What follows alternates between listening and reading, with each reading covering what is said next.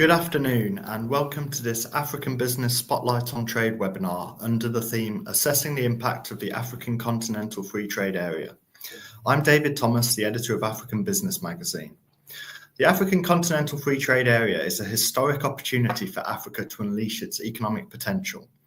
This is why African Business is one of the partners of the Pan-African Private Sector Trade and Investment Committee in producing the annual PAFTRAC Africa CEO Trade Survey. The survey has been running since 2021 when it first assessed business conditions in the wake of the COVID-19 pandemic. Today, it's Africa's most powerful tool in assessing the private sector's sentiment on trade, the AfCFTA, and the economic outlook of the continent as a whole. This year, the survey is particularly timely. The current global trade environment is likely to get much more difficult. The return of President Donald Trump to the White House is likely to see a reversion to protectionism and potentially tariffs. What does this mean for Africa, and how can the continent prosper in a difficult environment? This afternoon, we'll present the results of this year's PAFTRAC Trade Survey and discuss the implications for the free trade area and intra-African trade. I'm joined by Professor Patrick Atomi, chairperson of PAFTRAC, and a panel of private sector and institutional leaders to discuss how the free trade area can help in a tough economic climate. So before I introduce our panel, I'm going to hand over to my colleague Sergio Silva, who will walk us through the findings of this year's survey. Over to you, Sergio. Thank you, David.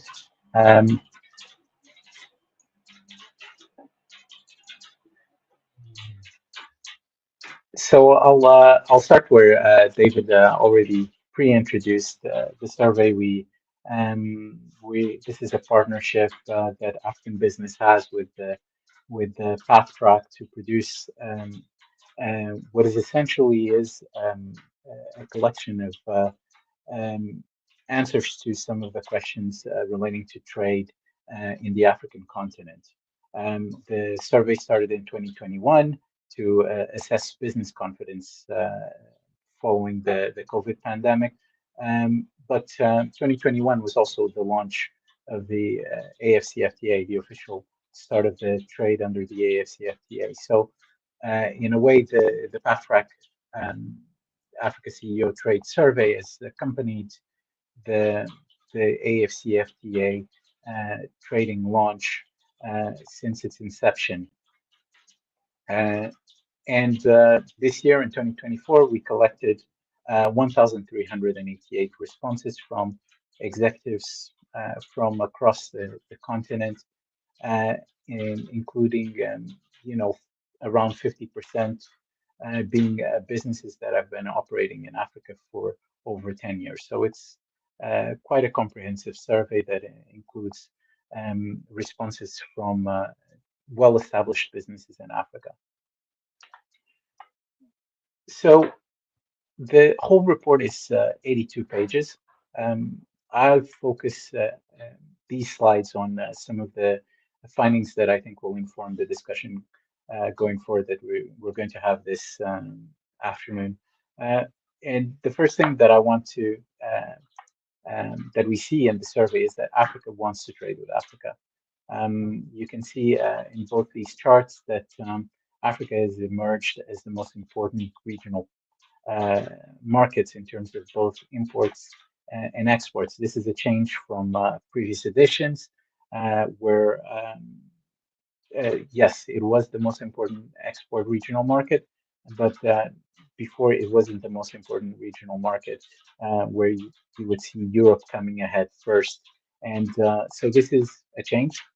Granted, it comes up, it just seems to be edging above Europe and Asia, but this is a change that I think shows a bit the appetite that exists within the private sector to trade within the continent. But however, despite this appetite for trading, there are challenges that the private sector still faces. And some of them, I'm going to kind of like mention the top 5 ones. Currency exchange risks.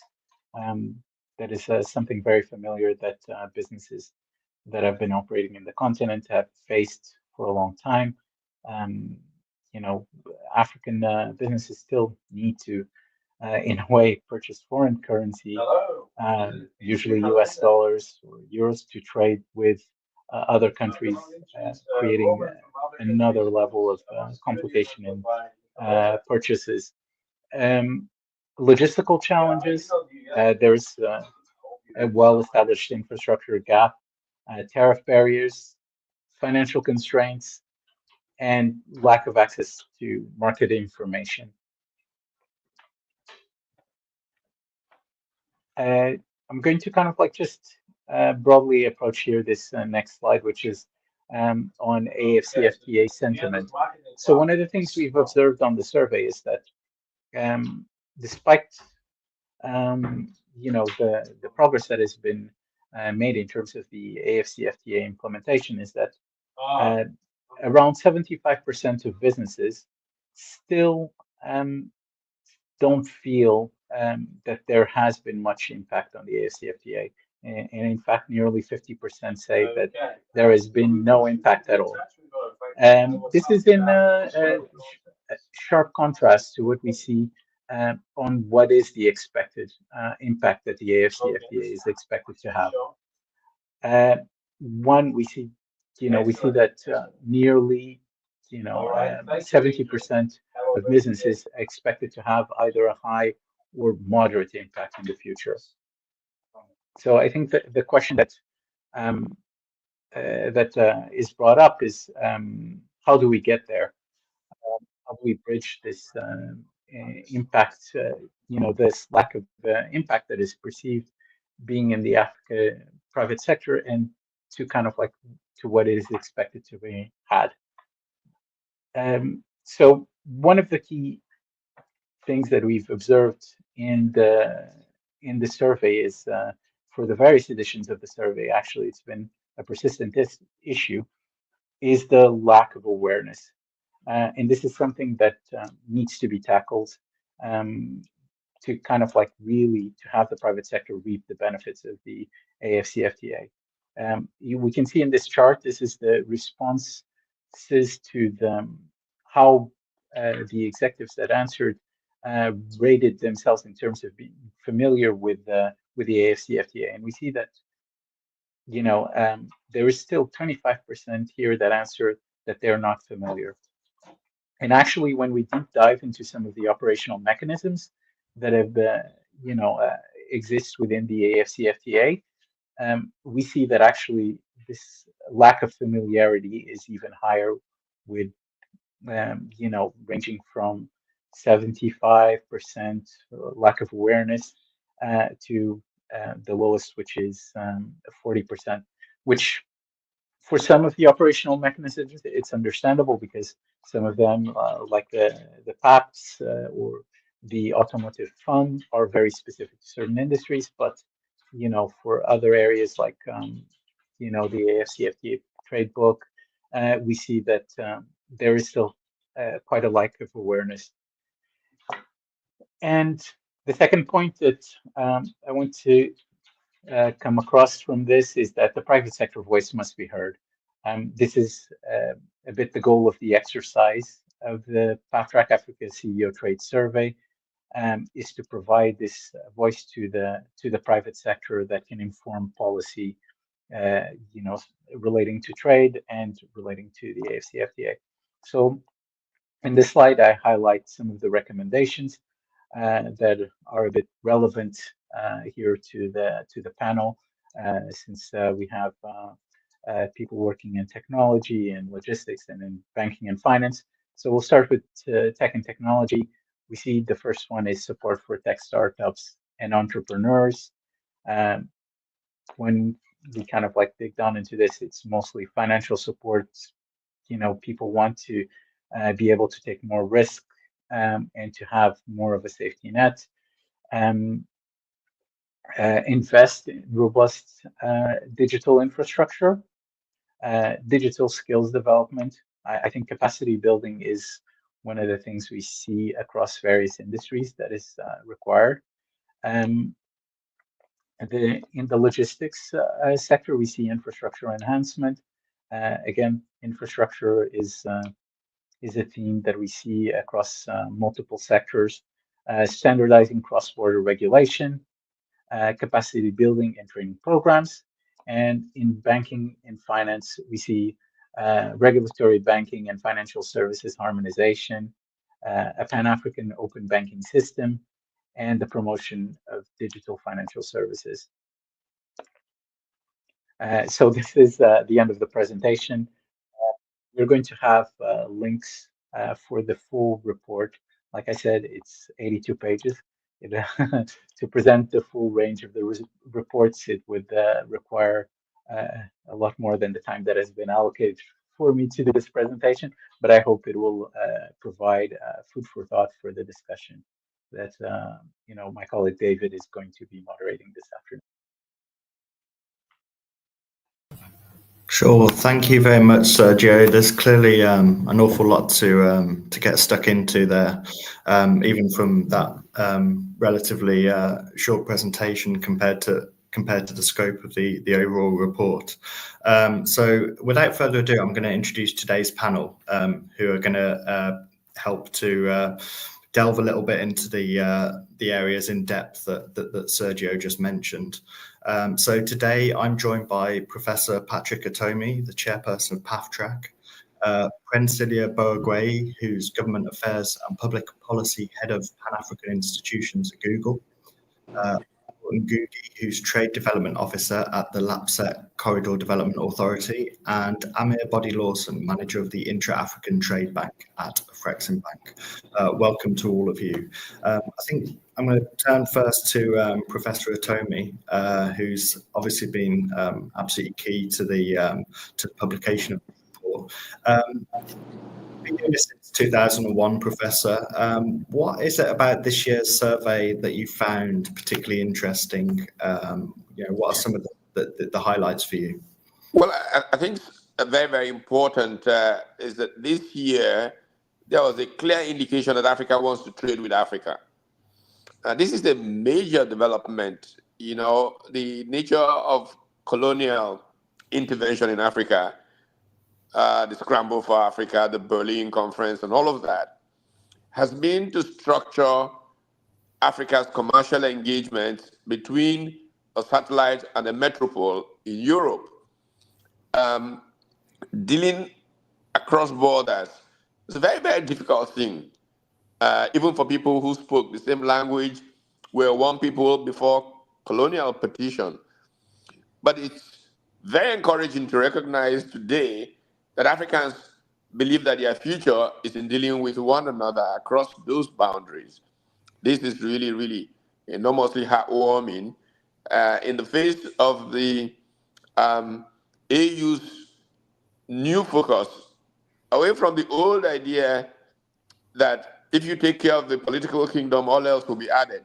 There's a recognition now that what drives Africa is its economic challenges, the possibilities of prosperity, away from just getting the political act together. So this came out very strongly from this survey and was enormously heartwarming. Obviously, there are institutional weaknesses that make this desire not realized as quickly as it could or should be, but part of our conversation is to get to the roots of how that can change. And it can change very quickly, especially given developments on the global stage when we have an isolationist orientation here in the United States, where I'm speaking from, as the future, at least the immediate future, its consequence for global trade, in which Africa really was beginning to try to say, we need a bigger share of this. I mean, we are at less than 3% of global trade. We should be at least 10%. And now the conditions that will drive Africa to come together and increase intra-African trade are going to be affected by these global trends. And I think that this is a very welcome thing. Sure. Thank you, Professor. Obviously, that's something we'll come back to a bit later on in the discussion, especially relating to the fairly negative trade environment we see at the moment. turning to you, Brentzilia, I think one of the highlights that we saw in the report, as far as the tech sector goes, was recommendations from tech CEOs on what they'd like to see. Clearly, more support for tech startups and entrepreneurs, investing in digital infrastructure, and digital skills development as well. How are Google working in those areas, and how can you bring a bit more clarity around what tech CEOs would like to see on the continent? No, thank you so much. I think it's such a critical conversation, right? Tech startups, small and medium enterprises, and tech companies of all sizes, including ours, are really eager to see the African Continental Free Trade Area realized, especially the digital trade protocols that have now been incorporated. So the fact that there's now a digital trade component to the harmonization of regulation across the 55 member states. We've got this population of 1.5 billion people, huge potential market, right? But most of it is fragmented. The professor alluded to, the heterogeneity of the continent, the fact that we have all these various languages, different regulations. And so in a context where you're trying to operate at scale, it can present a problem when we don't have the harmonization of regulations. It's a problem for companies like ours. And so I can only imagine how much more difficult it can be for small and medium enterprises who are really the majority of the digital economy on the continent, right? They employ the majority of people and they provide the majority of the income on the continent. And so it's important that we create an environment, a regulatory environment that is conducive to their trade and to the growth of the sector.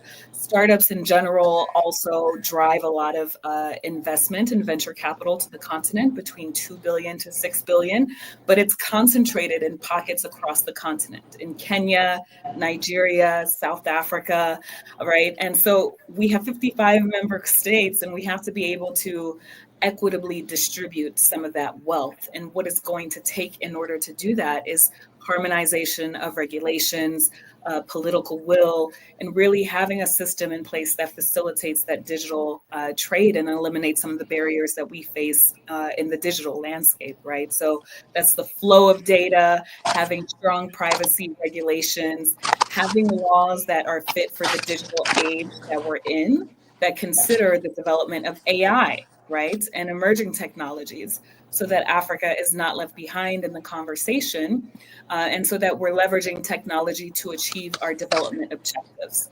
I think we at the company also think that we have a tremendous opportunity here for the continent to not just be consumers of technology and AI, but to also be producers and creators of the innovation, right? And so our AI research centers that are based here on the continent employ African researchers and scientists and engineers who are working on some of this critical technology. So I know it exists, and it can be exported globally, right? So there's value within the continent, but the technology has no boundaries, and it can have value and add value externally as well. And so it's so important that to create an environment that is conducive here, but that can also add value abroad for the entire digital economy. Thank you. Thank you, Brentzilia. I mean, sure, clearly it's a very diverse survey, not only hearing from large tech companies, but also hearing from smaller companies who do cross-border trade on the continent. And I think it's a good time to bring Michael in from the LAPSEC Corridor Authority. One of the topics that was brought up by some of the CEOs was logistics, particularly gaps in infrastructure, ongoing difficulties with cross-border trade. We've just looked at how the AfCFTA can help with the big picture with big tech companies.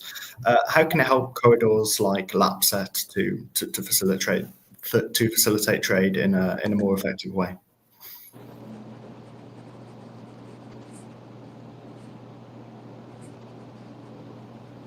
I think, Michael, you have to turn your microphone on, please. Okay, thank you very much. So the way that corridors can be able to help is by connecting regional interconnectivity.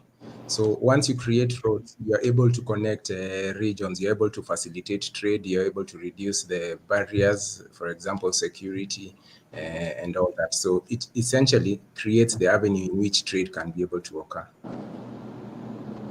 Sure. Maybe if you could just introduce the corridor a bit, talk to us a bit about the countries you work in and how the AfCFTA is helping to build that system. Okay. So I work in LabSet Corridor Development Authority. LabSet Corridor is a multimodal infrastructure program that links 3 countries, that is Kenya, Ethiopia, and South Sudan. Locally, the intention was to open up 70% of Kenya, which is arid and semi-arid. Then regionally, it's supposed to support Ethiopia and Sudan, which are landlocked. And then regionally or continentally, it's also supposed to connect East Africa to West Africa. Now, when I say it is multimodal, it includes several infrastructure components. So, for example, we have the Lamu Port, which is the anchor project, which it is a deep berth project. It is a deep berth port. In Africa, there are only about 4 which are comparable and that can be able to handle post-Panamax vessels. We also have 3 airports planned, 1 in Isiolo, 1 in Turkana, and 1 in Lamu. Isiolo one is already ready, but we are doing some expansion. We also have highways planned, about 1,800 kilometers. We also have oil pipelines, as product pipeline, as well as a crude oil pipeline that is supposed to extract oil from Turkana, South Sudan, as well as get some oil to Ethiopia. We also have the LabSet Special Economic Zone, which is located in Lamu. That one is supposed to foster manufacturing, value addition.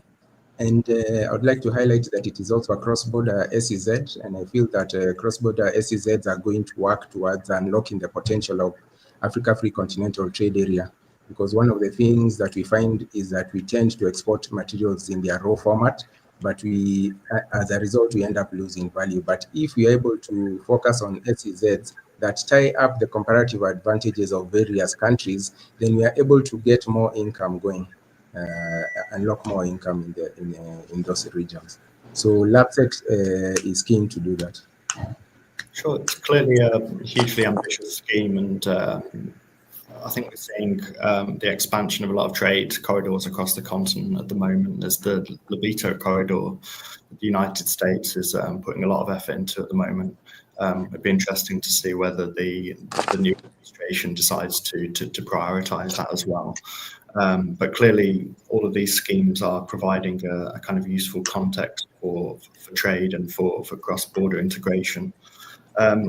Turning to Amir, clearly though, this all requires a huge amount of finance. And I think some of the concerns that were raised in the survey were around currency risks, finance more broadly. You work at the Intra-African Trade Bank. How do you see some of these issues playing out at the moment? Generally, I think you're absolutely right. Today, we see a lot of challenges in terms of competitive pricing, in terms of the kind of loans we do give out to support countries in the implementation of the AfCFTA, as well as in the infrastructural gap. But what we at the bank are trying to do is actually bridge that gap. And by so doing, we're trying to see how we can avail local currency funding. And even if it's in FX, we try to also work with our partners in PAPs to ensure that, you know, settlements can be done in local currency, avoiding any need and pressure on the scarce hard currencies today that we have in the region. We're also trying to leverage the various ECAs around to see how we can slightly attenuate the high costs involved in implementing some of these huge projects. So in a nutshell, from a bank's perspective, we're looking at all the possible means to make us as competitive as we can be with the rest of all the other continents that are also trying to implement such regional initiatives. Thank you. Thank you. And coming back to Professor Otomi, I think in your introduction there, you highlighted the dangerous trade context at the moment, the potential return of tariffs, the return of protectionism. How can the AfCFTA work to help Africa to trade with itself? And, how key is this going to be in the next 4 years at least, when the international environment for trade looks set to be darkening quite significantly? Yeah. Well, I think this is so very important today. By the way, I am spending some time, a year as a fellow, currently at the Woodrow Wilson Center in Washington, D.C. And the essence of my fellowship is to look at sovereign wealth funds and infrastructure to support intra-African trade. This is the work that I am focusing on right now. And I've been at a lot of workshops around including just yesterday, actually, what the trend lines are looking like with new thinking around here. Well, first and foremost, yes, there's an isolationist kind of orientation from the new people in charge. But it's going to be a very intense debate even in the United States about this orientation.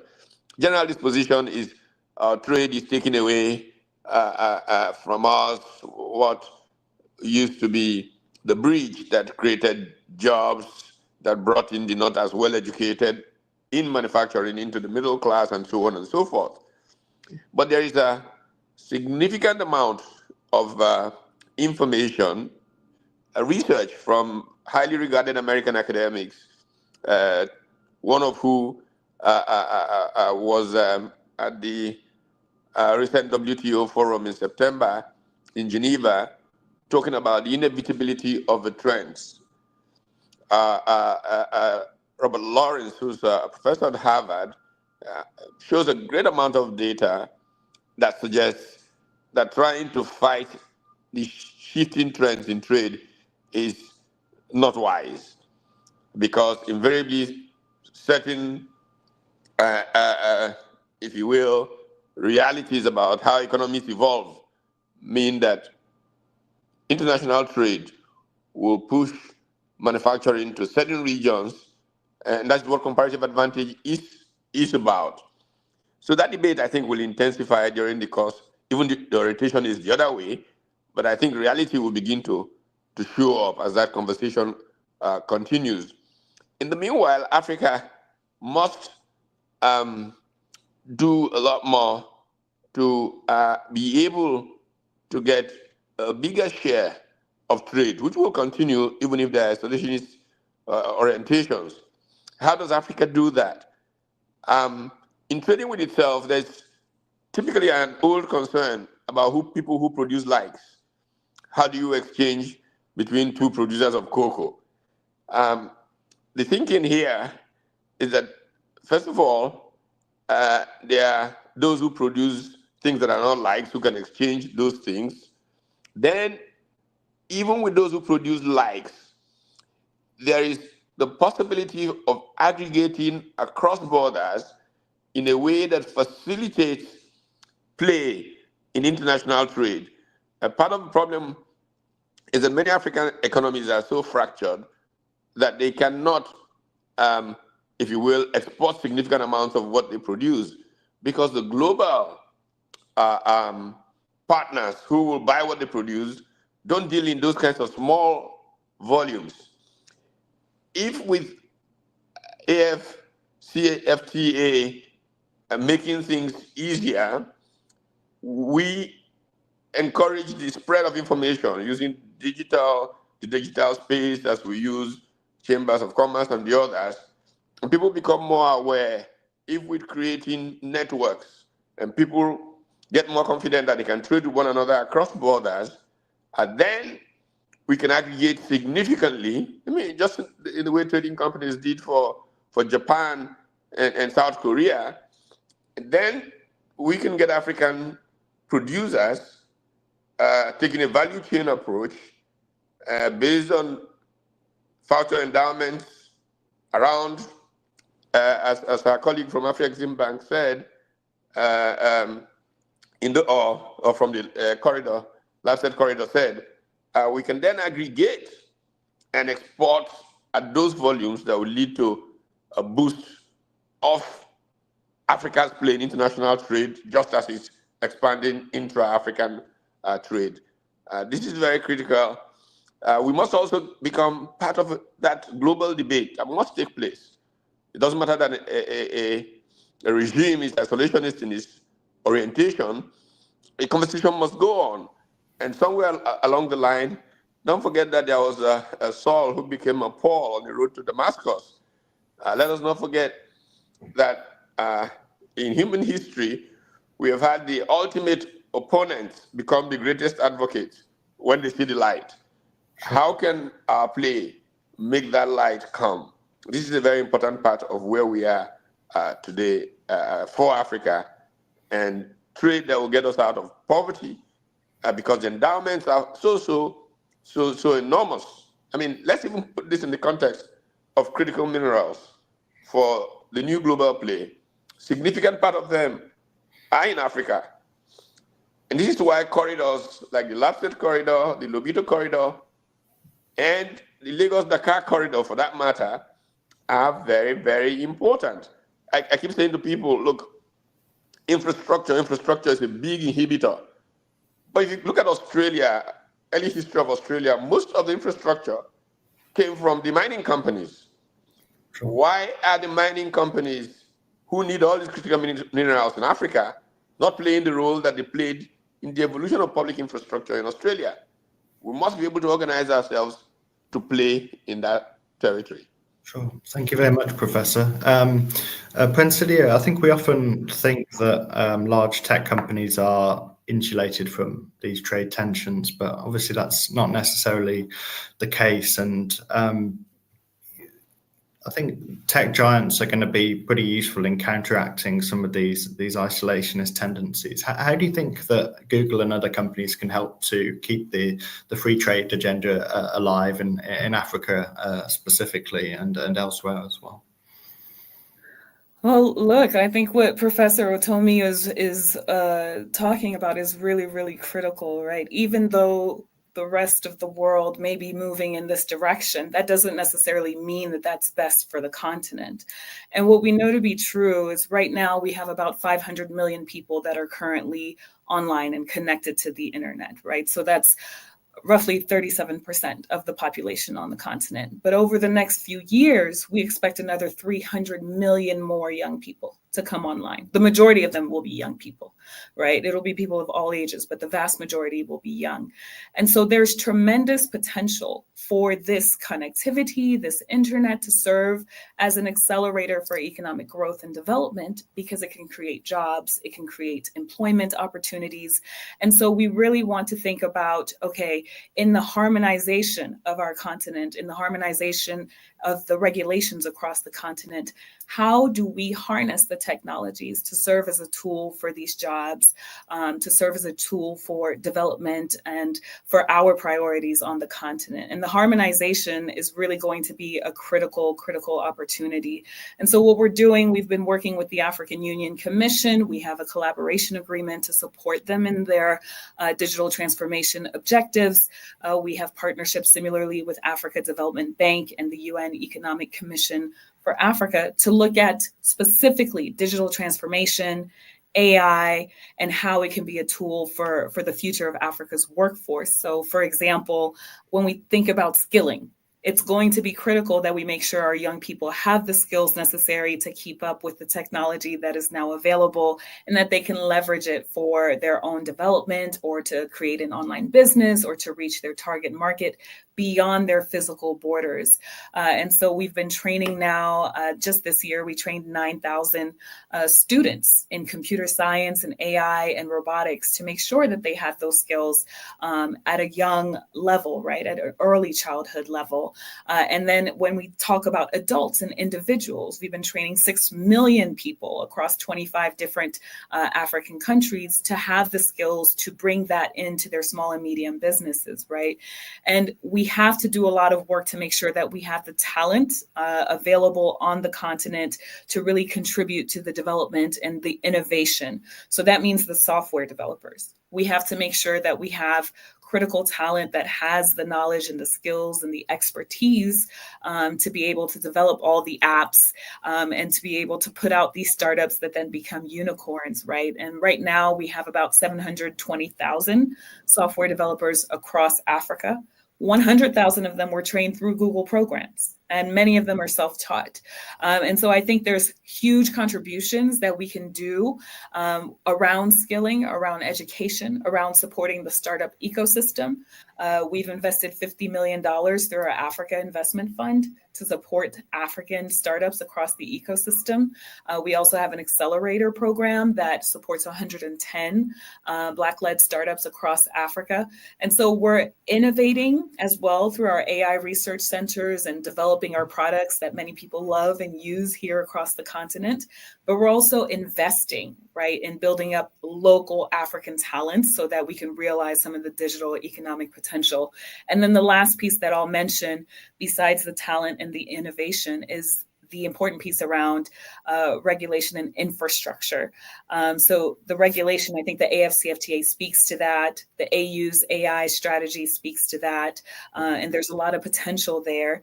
But really, the piece about infrastructure is critical, because we can't talk about AI, we can't talk about emerging technologies if we don't even have electricity in many of our cities, right? We can't talk about data centers if we don't have the infrastructure that's in place. And so this is where we're investing as well, looking at critical infrastructure. How can we support this? How can we help to expand connectivity? And so we have subsea cables that we're investing in across the continent.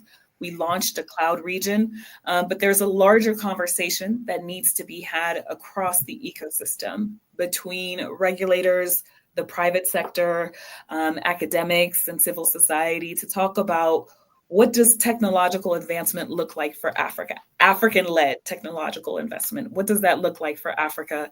And how do we become more intentional about leveraging our resources so that we can realize some of this economic potential? Well, thank you. Michael, I guess what we're talking about here in broad terms is putting Africa in a much stronger negotiating position when it comes to international trade, talking about the initiatives that Google have just mentioned. What role can corridors play, economic corridors, in improving Africa's negotiating position when it comes to trade? Does this, if schemes like LAPSET are a great success, does this mean that Africa has a stronger voice on the international stage when it comes to protecting its own trade interests? Yes, it does. I believe that what corridors do is they are able to connect the different countries within the region. Then they enable us to be able to unlock the advantages that we have. They give us access to global markets. And then if you tie that in with the aims of Africa Free Continental Trade Area Agreement, if we are able to use that and then now negotiate as one block, then we are able to get better terms. We also, that would kind of capture it. Yeah, I mean, in terms of, driving better terms from international partners, that's clearly something that's significant in the years ahead, particularly when it comes to partnerships with the European Union and United States. Could you tell us a bit more how LAPSET conceives of its role in relation to Africa's external partners?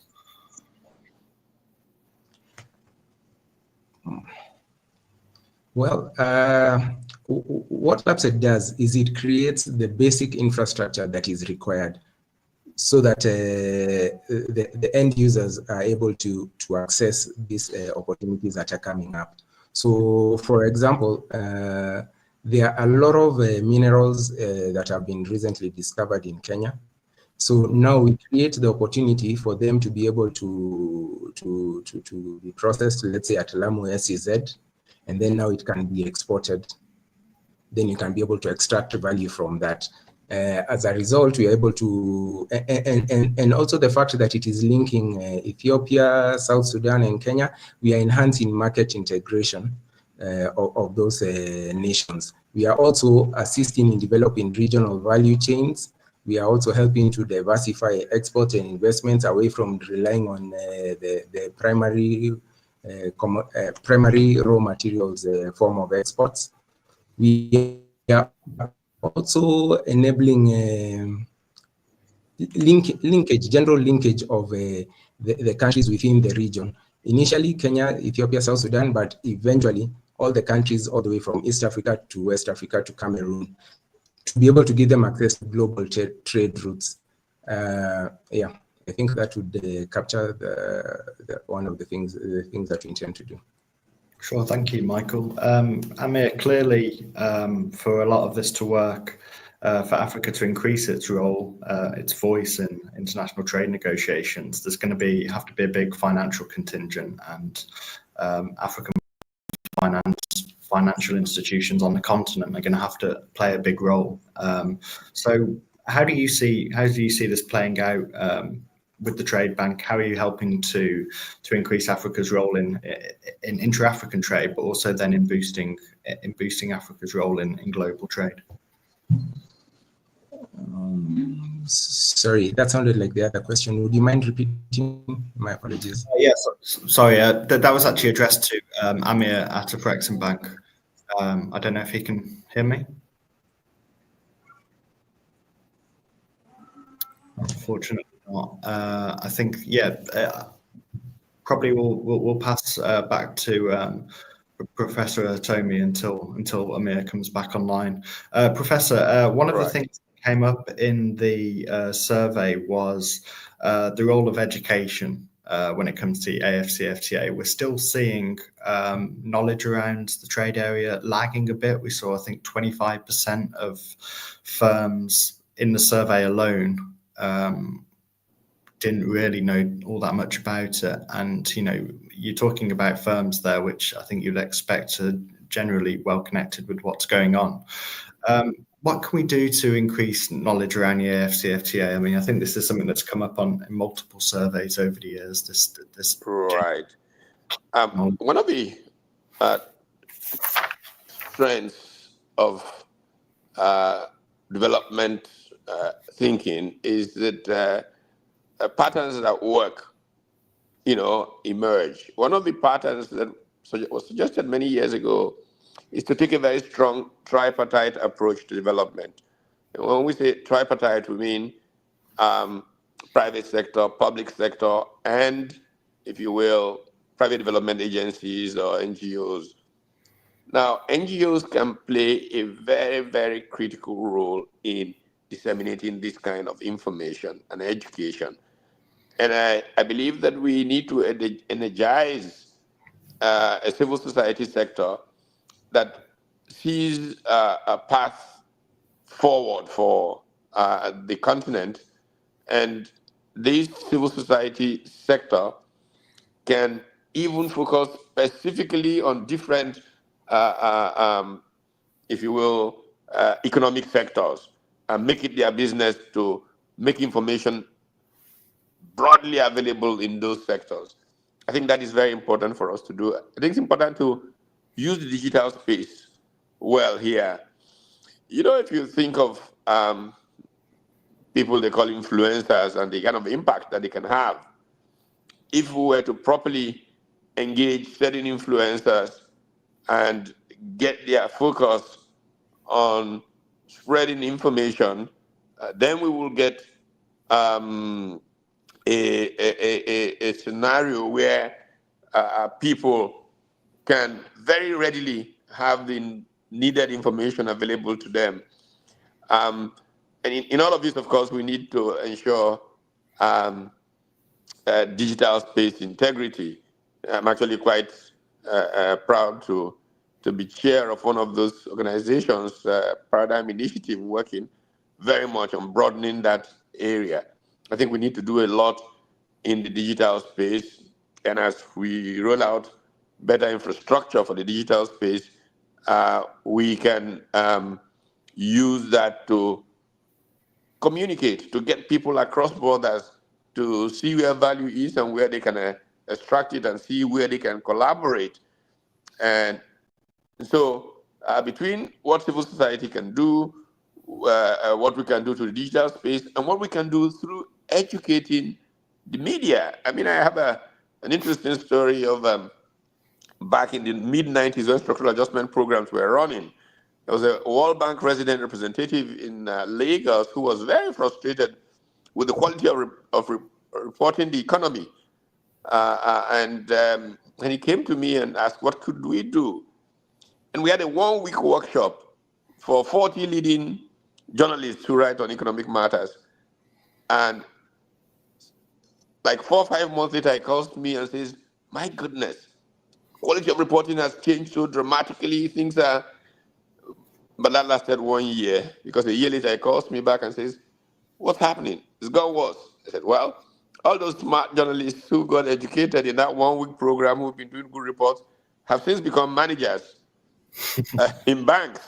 They all moved on, as and so it just shows how important educating journalists can be in this regard, and we have to find ways of doing that, and that will help get the message out. Well, I'm very happy to say that we cover the AfCFTA and trade extensively at African Business. So, if you pick up our magazine or go to our website, you'll see a huge amount of coverage of those issues. Prince Ilya, tech companies have a huge role to play in education around the AfCFTA.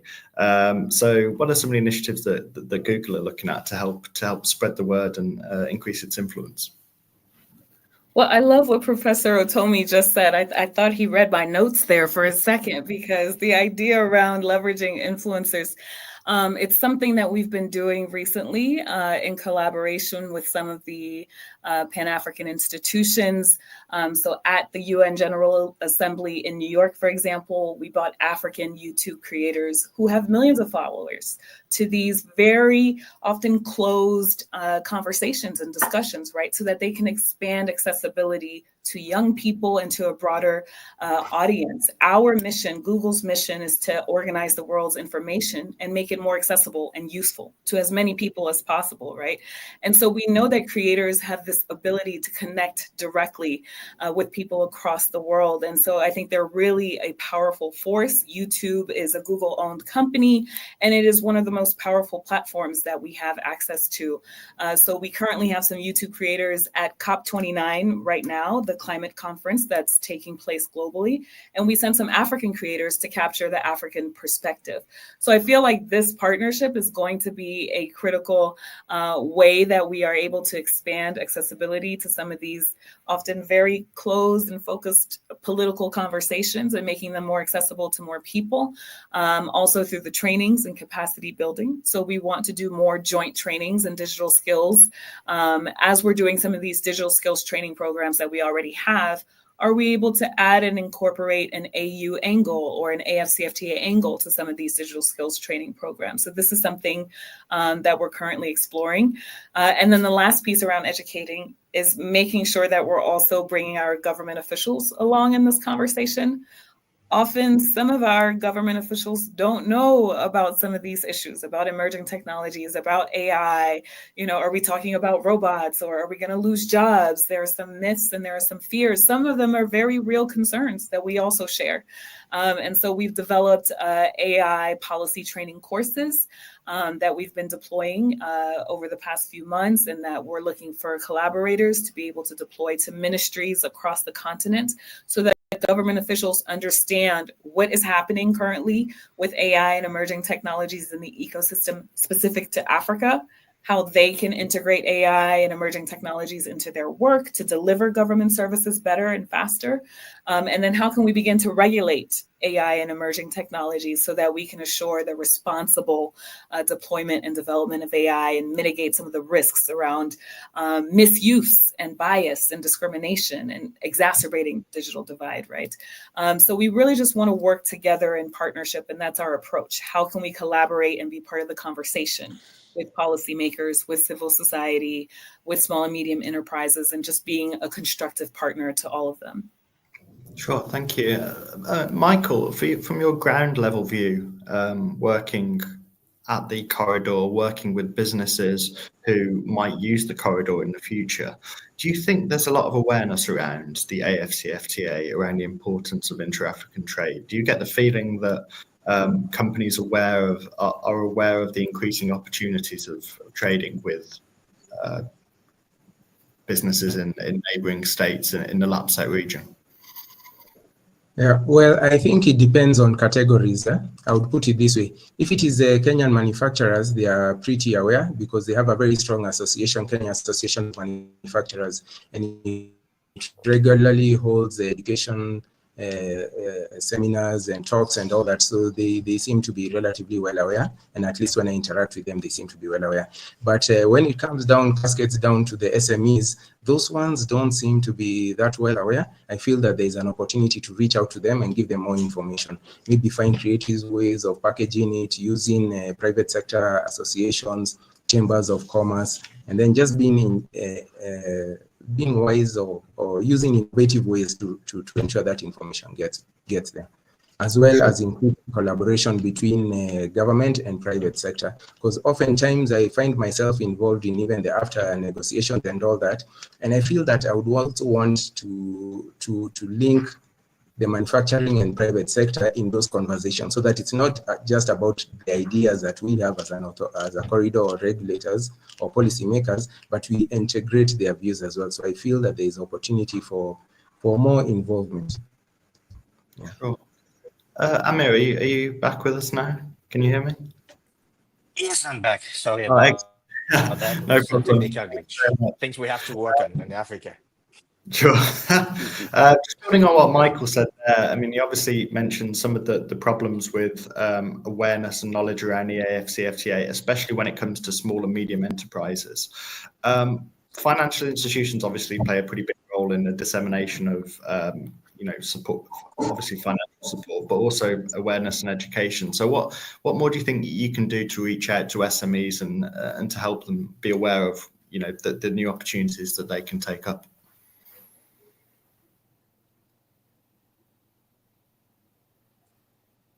Sorry, I lost you there for a little bit. I don't know if you can hear me still. Having some serious challenges. If you just repeat back a bit, sorry about that.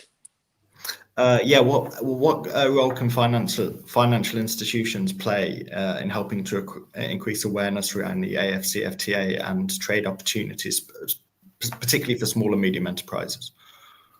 Yeah, I think the role that FIs can actually play in dissipating information around the AfCFTA is mainly driven around information sharing, and I think this is one of the primary things that we at AfriExim try to do through the various different types of seminars we have. We have the Trade Finance seminar, we have the African Compliance Forum, we have APC contract workshops, and of course, the Intra-African Trade Fair that we do try to talk a lot more about how to integrate Africa together, how to become one global Africa. Now we're actually extending the boundaries right up to the Caribbean.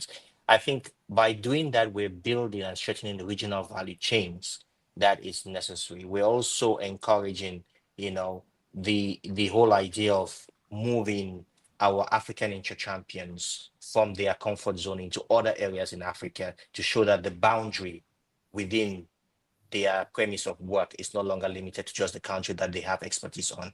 We've supported a lot of inter-champs in Africa from West Africa to gain contracts and develop them in North and Eastern Africa, likewise North Africa down to West Africa. And I think that integration is good. The bank today has an SME program, and what we're doing is actually deploying workshops across Africa, right? We started the first one in Nigeria, where we're trying to capacitate the SMEs to understand better the advantages they have to actually do business beyond their scope or beyond their comfort zone today. And not only that, the bank also have the Trader Club, which is kind of like an initiative we've driven to ensure that we can support people get into new markets from a regulatory perspective, from also the new markets they can target based on the products they do sell. So putting all of that together, we create this ecosystem where we can support companies and small and medium-sized enterprises go beyond their scope today. We have digital solutions that we are able to deploy post-COVID because we understood that that is the way forward. And our ATG gateway today, the African Trade Exchange Gateway, has got various verticals in it. It's got the ATEX, which brings buyers and sellers together into a platform to be able to exchange goods. And I think those are the kind of ways we at the bank try to support awareness as well as support that is required for the implementation of the AfCFTA. Sure. Are you confident that in several years to come that you'll be able to, walk down the street in Cairo, for example, and talk to a small and medium merchant, and that they'll be aware of the opportunities to trade with neighbouring states, to trade even beyond that? Do you think this is an idea whose time has come and which is really ready to catch on? I definitely think so, and I'm quite confident about it. I think the way we're going right now with the various initiatives, not only by us, but all other GFIs in the continent are deploying, is to get there. And things like we've recently launched our transit guarantee scheme, which is mainly to permit, companies move goods from south to north with just one single bond.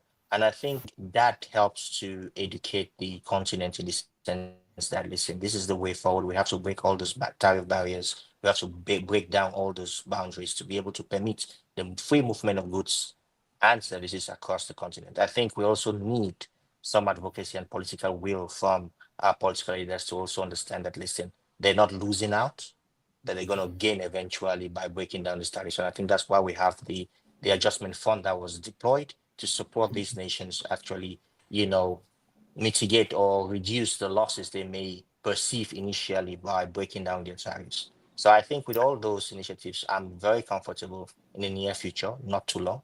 Everybody will be happy that, this has been fully implemented and the results are actually beginning to come out. Thank you. Great. Thank you, Amir. I think we have about probably just around 10 minutes for some audience questions, of which I've been receiving plenty.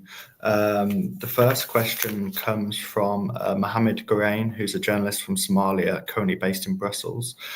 He asks, why are African policymakers generally more sceptical about the value of opening up their economies and reducing the role of government interference? That obviously has implications for trade. Perhaps Professor Atomi, you can muse on why that might be the case.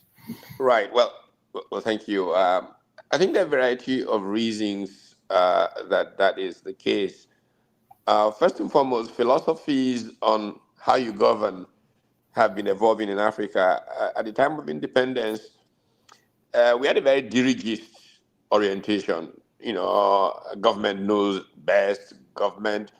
And it evolved into government, literally, let's be very frank, becoming a bully in many ways, or an all-knowing father, even though it had limitations in knowledge. And this has affected economic policy. This is what led eventually to the structural challenges in the economies by the mid-80s and all of that. The idea that government, has to occupy the commanding heights of the economy and so on and so forth. A series of privatizations that began in the early 90s, late 80s, began to change orientation in many ways. But we didn't still build up this tripartite orientation that I mentioned earlier. In 1985, the Aga Khan Foundation sponsored a conference in Nairobi on this concept of a tripartite approach to development. But I don't think that many internalized it enough. In Nigeria, for example, it led to the Enabling Environment Forum that became the Nigerian Economic Summit Group. So government still tended to be more the, how shall I say, big brother, all-knowing. In the economy, that should not be the case. So it will, take more enlightenment, a more engaged private sector and civil society sector to begin to get government to become more realistic about what it can do and what it should be doing. I don't want to become the academic now, but I wrote a book in 2006 titled Why Nations Are Poor. And that book has a framework that identifies a number of challenges that have to be overcome, interrelated, policy choices that we make, strength of our institutions. And institutions are very, very important in establishing boundaries and how, for example, government officials should conduct themselves. Human capital, the know-how, know-why, and well-being issues, entrepreneurship, culture, our values, and then, of course, leadership and how these all affect one another.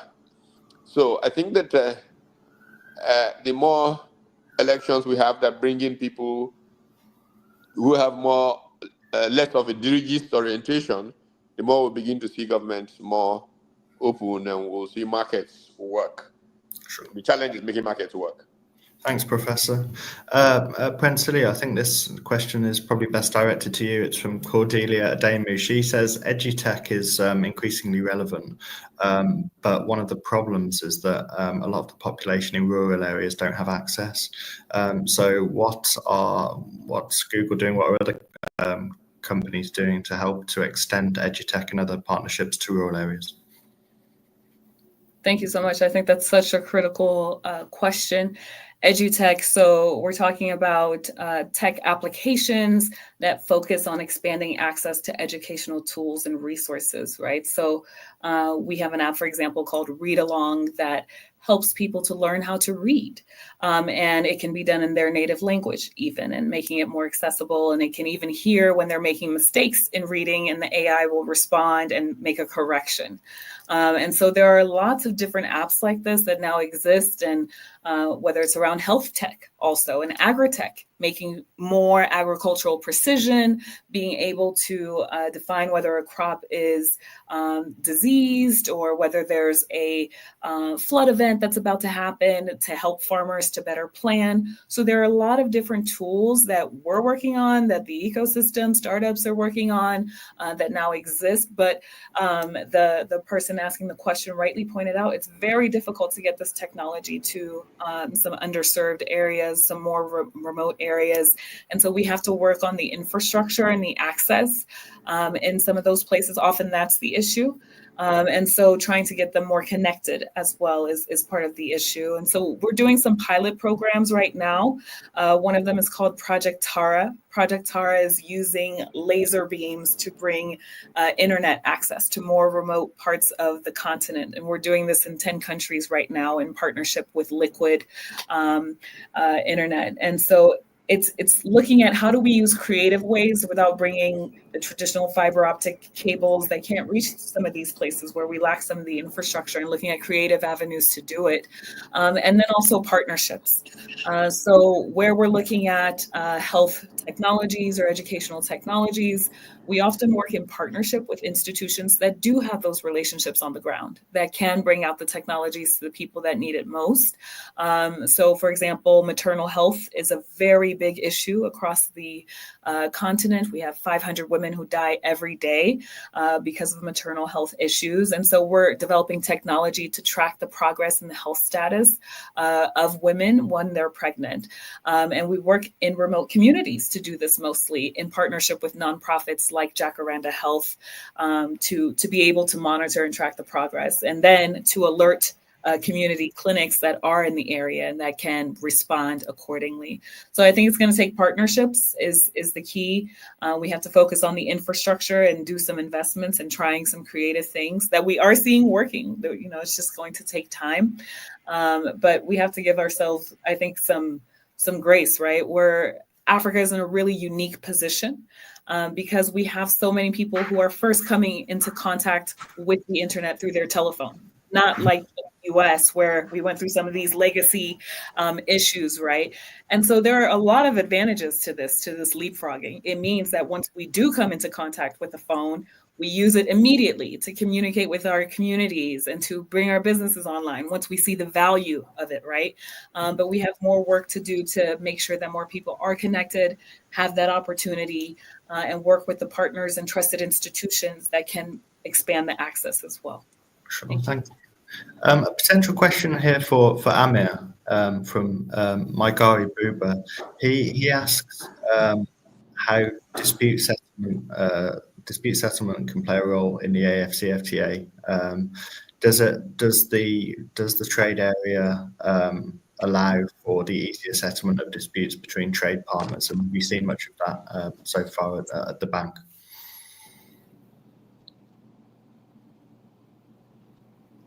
I think we may have lost Amir again. Amit, can you hear us? Yes, now I can hear you. Sorry, please can you repeat? Yeah, did you hear the question about dispute settlement and the AfCFTA? That's reputed to be one of the advantages. It helps to the framework helps to allow for the easier resolution of disputes between trade partners. Is that something that you see at the bank?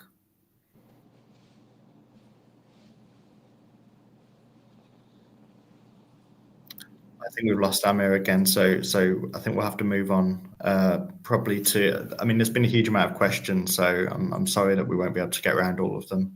But Michael, we have a question about agriculture and trade corridors. How can trade corridors and the AfCFTA help to facilitate agricultural trade in Africa? Well, by reducing the cost of transportation, and then also through the industrial SEZs, you're able to unlock more value from those agricultural products so that you're able to add some value to them before you export them. So that way you're able to bolster the economies and also provide increased employment. Sure. Okay, time for one more question. I think I'll ask Mr. Patrick Atomi to answer this. Mark Tierney asks whether we are downplaying the importance of commercial air transport when it comes to the free trade area. He says, you know, given the troubles with the continent's existing air infrastructure, is this something that potentially holds back the potential of the AfCFTA? This is a very important question. I recall that it came up at the last trade fair, one of the sessions at the last African trade fair. You know, because of poor road infrastructure in many parts of Africa, people, the elite, of course, more because they can afford it, tend to locate airports where their convenience and not where it's best for trade sometimes, so that they can fly over the bad roads. But very importantly, on regional basis, by the way, let's be fair and frank, we've come a long way. You know, one of the things I was going to speak to at the closing of this was the concept of networks and network of entrepreneurs across. Back in the late 80s and early 90s, a number of them started West African Enterprise Network, the East African Enterprise Network. I was part of it, West African Network. And we were required to hold meetings in a different country capital, I guess, every month. And it took like 3 days sometimes to get to a meeting in Ouagadougou in 1989, 90. And most of that has changed some significantly, you know, with a few hubs created around Lome and here and there. But it's still a challenge. When I went to the AU meeting in Niamey just 2 years or so ago, I had to fly from Lagos to Côte d'Ivoire, up north, and then it was crazy. And I think that the more we get trade going, so it's a chicken and egg situation, the more the airlines will be able to develop these hubs that will better serve us. And the more the airlines become private ventures that are looking at value rather than national airlines looking at prestige, the less we realize that the Boeing 737 is not the base aircraft for the airline business, that in fact, these small propeller aircraft can better get us to places around, and we can run hubs around those places and facilitate air travel. And the more we use air travel for commercial goods movement, the more value we can get from infrastructure for air travel that we manage to put in place. Right now, they're just passenger traffic places, and a couple of people fly through them. Some airports are there, don't get more than 500 people that fly through them in one whole week. So you can see what difference can be made if we change the orientation in that regard. So airline using air travel and improving infrastructure is very, very important for Africa's future. But it has to be very, very commercially programmed, and regulation has to be better. Right now, regulation makes it so challenging, and I'm hoping that there will be great development in that regard. Sure. Michael, just to bring you in here quickly, is there anything in LAPSET to do with air travel and the easier facilitation of whether it's commercial or freight? Yes, there is. From a government or regulatory point of view, we've actually been engaged in talks within the EAC regional bloc as well to ensure that we bring down the cost of air transport. There are a lot of complaints that it costs a lot more to travel within Africa than it would cost to, let's say, go to Europe or anywhere in the Western world. So those conversations are ongoing, and I would recommend anybody who would like to follow up, you could Google the work that Captain Kibe is doing towards that. So yes, those things are ongoing, and airport LAPSET also has airports components, so we are supporting those conversations as well. Well, thank you all for joining us today. It's been a fascinating discussion, and I think that's been reflected in the comments. There's been dozens of comments and a really interesting back and forth between people who've really engaged with what we've been talking about. Sorry if I couldn't get around to your questions. We're just out of time today, but there are a lot of great questions I couldn't get around to. I think finally, just to mention that the full survey is available, and we've just posted we just posted the link to the full survey, the full PAFTRAC trade survey, if you'd like to visit that. So thank you all for joining today. Hope you have a productive rest of the week.